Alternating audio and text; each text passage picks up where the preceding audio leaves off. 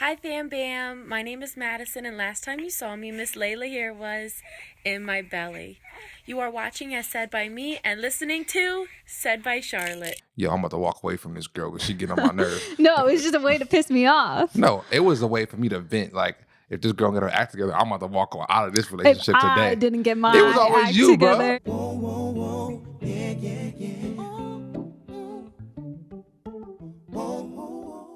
Fambam, what's going on? First off, I want to say thank you so much for all the love that you gave us on the first episode. It was tremendous, and like we truly are grateful for y'all. Even though we talked about like some pretty personal things, but it was good, and you guys got some insight out of it. So that's why we're doing this. So we're super grateful for you all, and we're excited to start on episode 2. We were trying to come up with what we wanted to talk about because we got a lot to talk about. And Cedric put out a question on Instagram asking, I think you said fellas, I said fellas. Specifically, what are y'all struggling with in y'all's relationships, right? Right. And you got one that we wanted to talk about today. Yeah, so I got a bunch of responses because my fellas, you know what I'm saying, y'all struggling. Your boy's struggling too. It's all good though. We all struggling together. You know what I'm talking about, dude. But there's one that I want to talk about specifically because it's something that me and homie over here, you know what I'm saying, we deal with a lot. And I think it's something that in all relationships, it can be really bad. Especially, this is something that in younger relationships, I'm sure. In younger relationships and relationships today, right? Like our parents our didn't society, have, our parents. And we didn't really have it in high school, bro. We didn't have anything like I had a Facebook in high school. And I had Twitter, but Twitter wasn't even popping like that. You know, your girl was on Xanga, sharing all her feelings. On what? Xanga. Back in middle school, you didn't have one? It was like the first thing blog. The first thing I had ever was MySpace. MySpace was popping, It went Xanga, MySpace. Xanga wasn't from Facebook. MySpace? Yes. Oh, that You was a missed Minnesota. the That was boat. a Minnesota thing. Nobody care about that. Okay. So anyways, it was MySpace, and then I had MySpace was tight. And then I had Twitter, and then Facebook, and now we have all this other stuff. So one of the responses that Ced received was that when he and his girlfriend get in an argument, she goes on social media to vent. So there's... Why are you laughing? Because like it's just like the worst. Social media is a blessing and it can be a curse. And in our relationship today, as it stands today, when we get into an argument, we don't really go on social media and then blow out all of our business and tell everyone about what's going on and whatever and call each other out or anything like that. But in the past, when we were in college, specifically Said, I would remember we would get into an argument and then he would go on Twitter and like tweet little emojis like a man walking, like like he was walking away or something like that. You know, he wouldn't be on there like, I'm single, whatever. I've seen some of those, but he would go and post like subliminal messages, like little emojis that would just piss me off. Like, delete that. Go delete that. Like, you're so embarrassing. So I think that, and like going back, like in middle school and stuff, like if I was in an argument with my boyfriend, he would definitely get moved down on the top 8. And even today, you see people like, oh, well, are they still following each other? That's how we know if they're still together. You do that. People do that. No, you do that. You're the only person I know you can figure out somebody's relationship by figuring out if they follow each other, if they're commenting on each other's stuff, if they're liking each other's stuff. Yeah, but that's not really going on social media to vent. It's just like social media has become kind of like the standard. Like if you're not posting your girl, is that really your girl or is she just one of your girls? You know what I'm saying? So, but I think specifically with the response to your question, if about how his girlfriend goes and vents on social media, I think it's also just like a maturity thing because we've definitely been through it. And we've found other ways to like vent and get that out there without going on Instagram or Facebook and putting our business out to everybody else. Yeah, for me, like I used to do that in college, but I would never like say specifically what was going on. I would just like, it's because it's true. Like social media is a way where you can like get your feelings out, and people will like obviously respond back to you and be like, hey, what's going on? What's the matter? Well, my little walking emojis, nobody ever wrote me because it could have been a million things. But for me, that was a release to let go. Like, yo, I'm about to walk away from this girl because she getting on my nerves. No, it was just a way to piss me off. No, it was a way for me to vent. Like, if this girl get her act together, I'm about to walk out of this relationship If today. I didn't get my It was always act you, together. bro. Yeah. Okay. But yeah, it is a way to like you can like release some frustration and tension. But again, like it can be really unhealthy because you can put something that you regret. Like, I don't know, Facebook is a really like dangerous place. Like people, for whatever reason, people pour their hearts out on Facebook, bro. Like And their I'll be statuses. I'll be seeing relationship stuff. I'm just like, yo, this like Jerry Springer. You know what I'm saying? Like, so it's just like not a smart thing to do. And you got to find other ways where you can like let out your emotions in a healthy way to the right people. And that's something that I think we do when we're frustrated with each other. So arguing. how do you feel about talking with friends and family?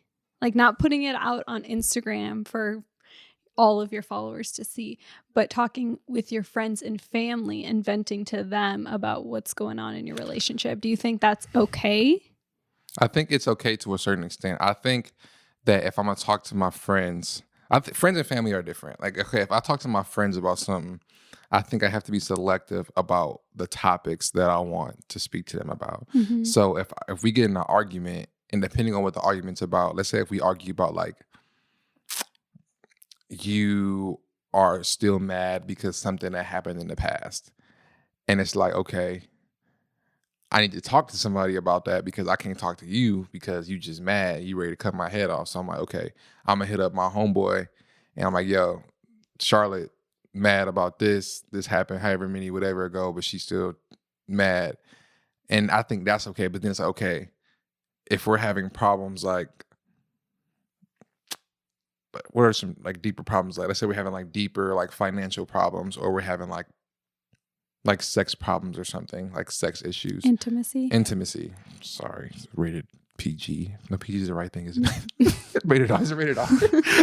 And let's say we're having like intimacy issues. Mm-hmm. That's not something you should talk about with your friends. Especially, I don't know about girls, but with dudes, it's like, dude, guys, we just have a certain way how we feel about intimacy. Like, and I think it's different for males and females. So I think you brought up a good point earlier about how it's about who you talk to, how you talk to them about what's going on, and when you do, because we've seen in our own relationship how when we bring a third party in, like when you make me mad or like we're in this huge blowout fight and I call up my mom, or I call up someone in my family, we've seen how then they become invested in the argument, and then they've got their opinions, and they start calling you and they calling me, and everybody's talking about each other and whatever. Like we've seen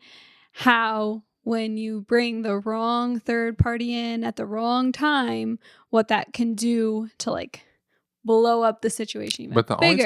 The only time I've experienced like blowing up situations bigger is when you talk to family. No, for sure not. So like you got those friends who are like, I ain't got no friends like that. All my friends. No, you for sure got the friends that are like, leave him.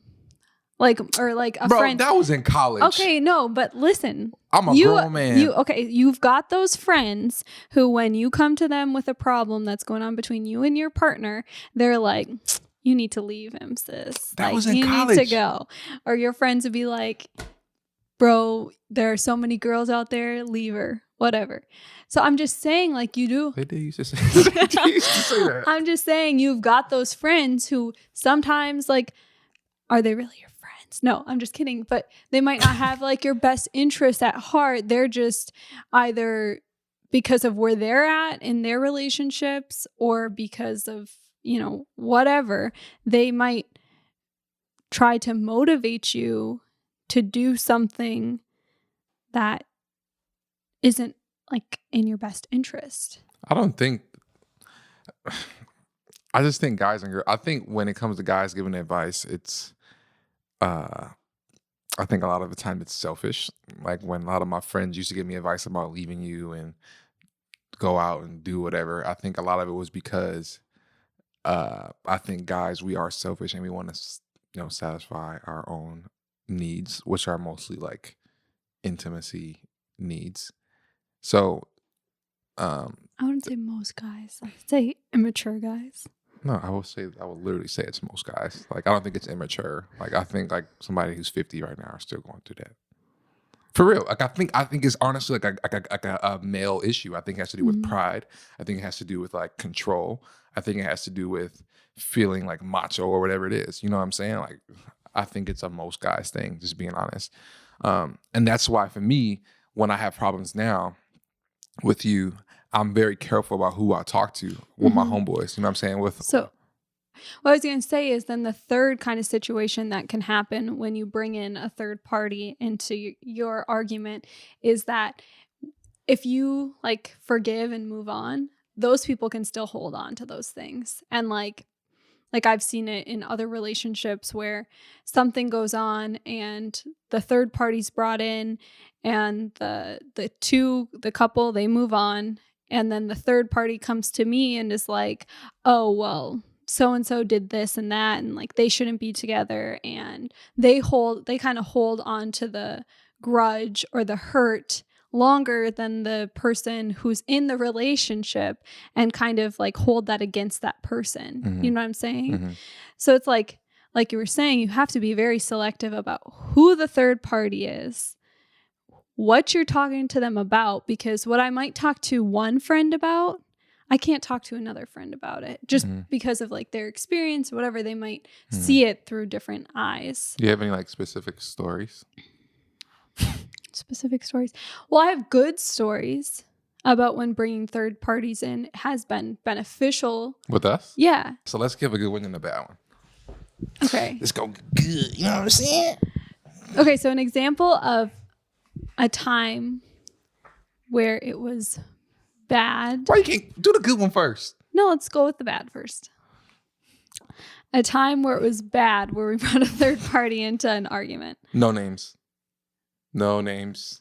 Well, names. I have lots of different examples, so I just don't know.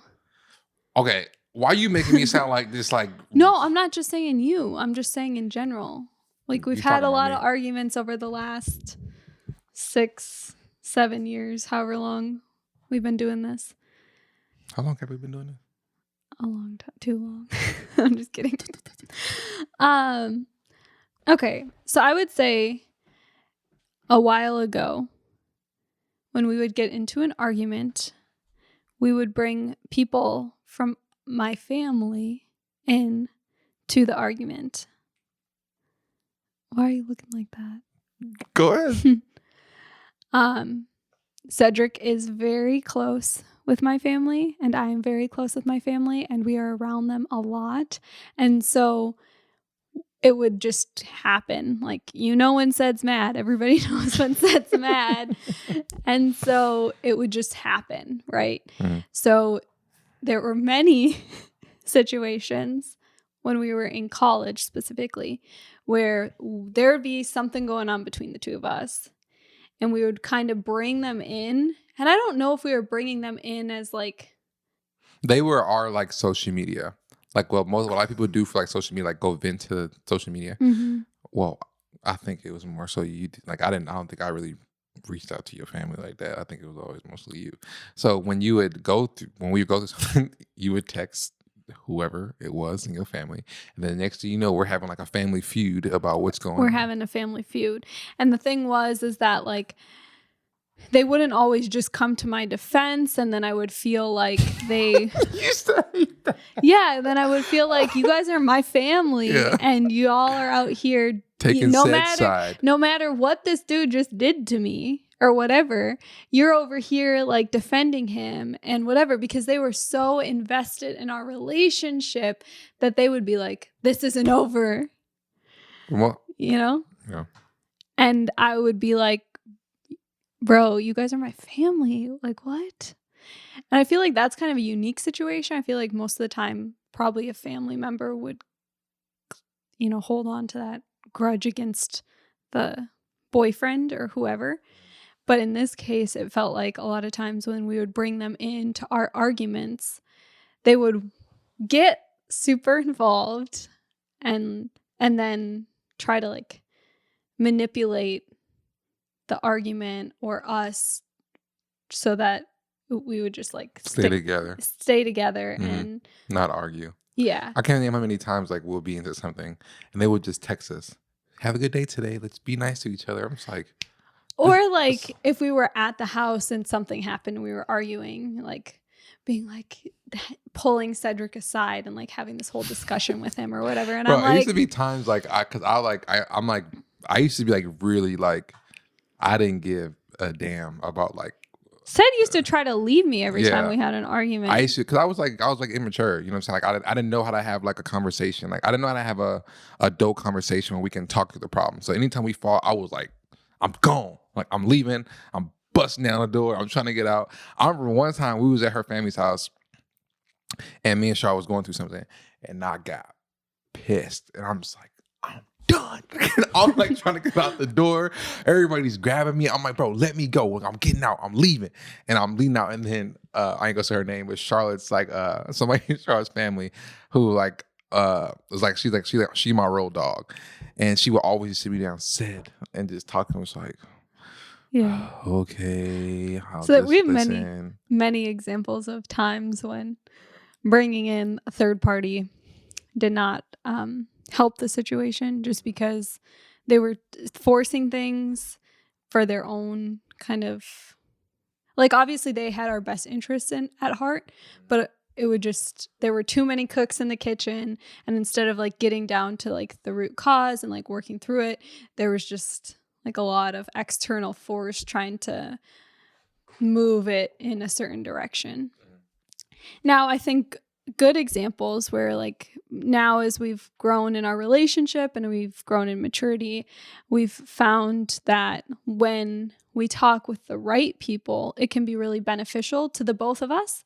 So there have been situations where we've gotten into an argument and we've brought in a friend who we really trust, who loves us both, and they've been kind of like a mediator between us. And I think in a lot of situations, it's helped Cedric be able to see like my point of view and helped me to see his, because it's somebody who loves us and isn't out, you know, for their own kind of their own interests. Yeah. But they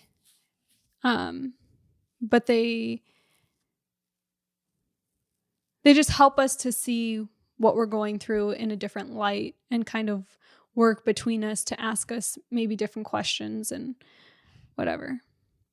So like a lot of times in our relationship now, when Cedric and I get in a fight, he doesn't like shut down as much as he used to. Whereas like when we used to get into arguments, he'd kind of like shut me off and do the walking away emojis.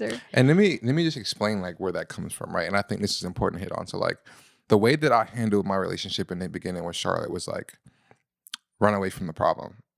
I don't want to talk. Leave me alone. Nothing's wrong. Stop bothering me.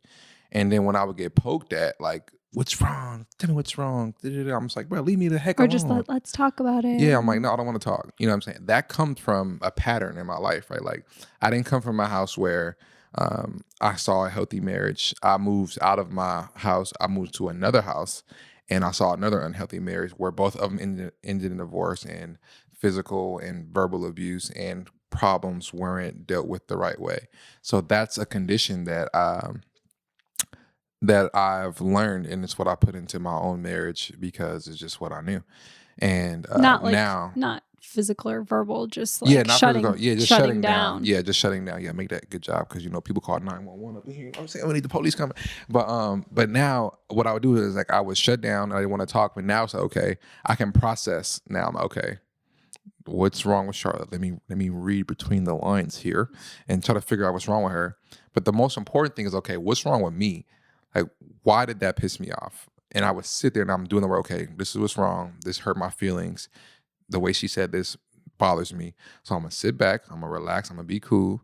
And when it's time to talk, we going to talk. But I still got to work on the like, do you want to talk? Because like I still don't have like the guts to do that for whatever reason. But yeah, it's important to understand like when you do these things, you got to figure out what those cues are to understand why you are the way that you are and realize that it's not your fault, but it's your responsibility to change those things. Yeah, because they're important. If you don't have communication in a relationship that's healthy, right. Healthy is the most important thing. If it's not healthy, you have nothing. Especially in disagreements, because every single relationship is going to go through rough patches. There are going to be times where you think you're at rock bottom, and there are going to be the little bumps in the road.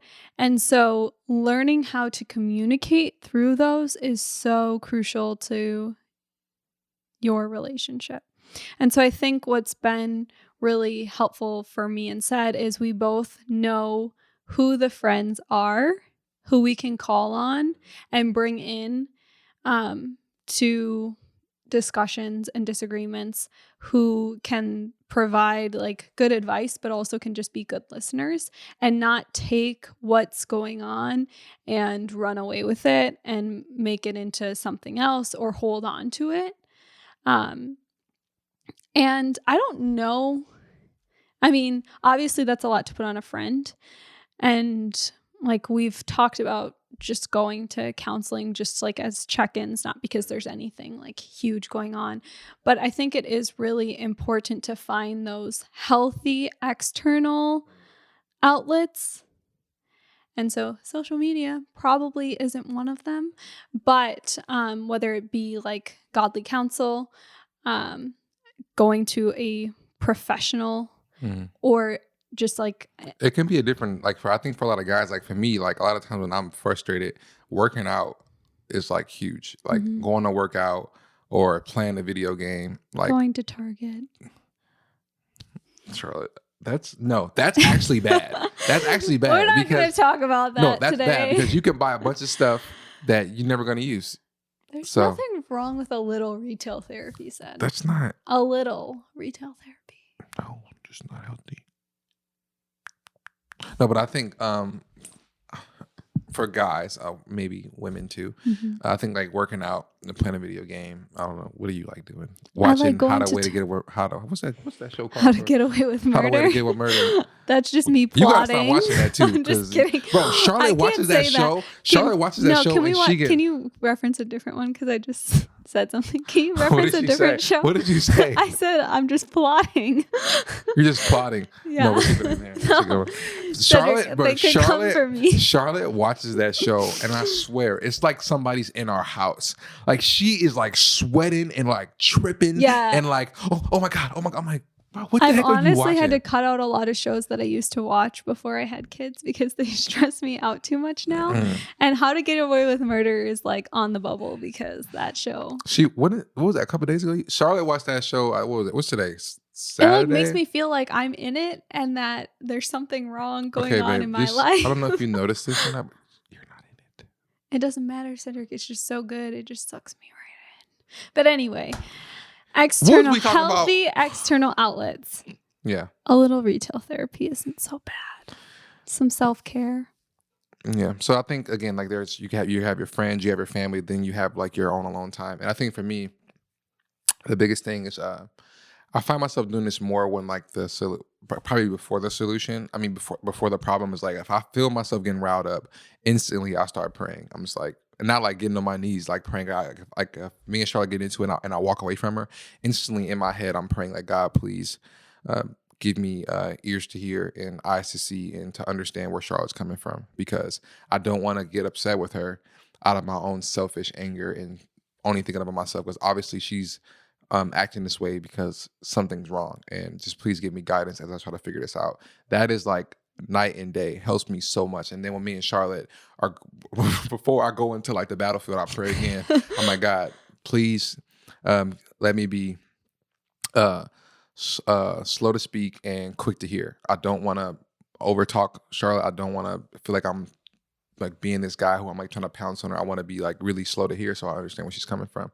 And that's huge. And then after, if the debate is good, I always thank God. I feel like, God, thank you for, giving me the patience. You should thank God every time. And even after, when if it didn't go as well, I always ask God, thank you for the opportunity to have the conversation, and please give me strength next time. It's not about running to someone every single time. Like, obviously the first step is trying to work through it yourself and then together. And in those situations where you guys cannot find common ground, sometimes it's helpful to bring in a third party. Mm-hmm.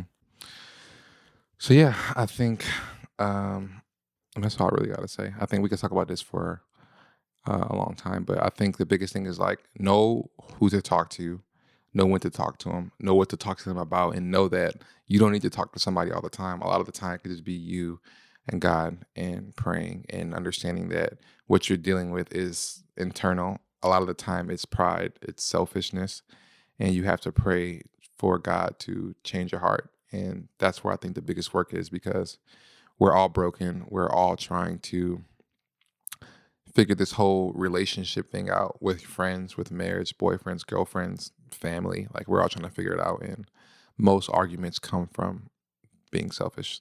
And we have to be able to work on that.